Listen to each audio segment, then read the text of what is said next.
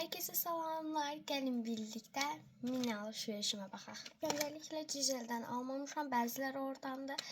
Sadece hamısını bu kloka koymak istedim. İlk size video çekmek için belə muncuqlar aldım. Normalde heç işlədəcəyim şeyler değil, daş muncuq. Ama dedim ki video çəkərəm ve bir yere hazırlananda nəsə edərik, konsept bir şey eləyərik. Ona göre bunu aldım ki size video çəkərəm. Şimdi bəzən yazıcısından almışam. Belə bir Lego var. 89 parçalı.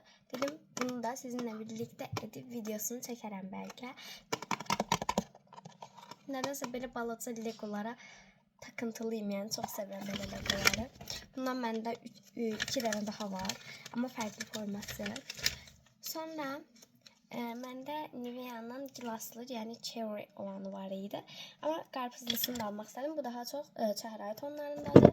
Məndə isə bu tonlarda var idi. Sonra isə yenə belə gördüğünüz gibi böyle markerler aldım. Bunu da derslerde mesela düz sərfimi işarə etmək için aldım. Çok güzel soft renklerdiler. Ben çok beğendim şahsen. Benim alışverişim bu kadar idi. Beğendiniz mi, beğenmediniz mi? Şərhlərə gözləyirəm. Bye bye.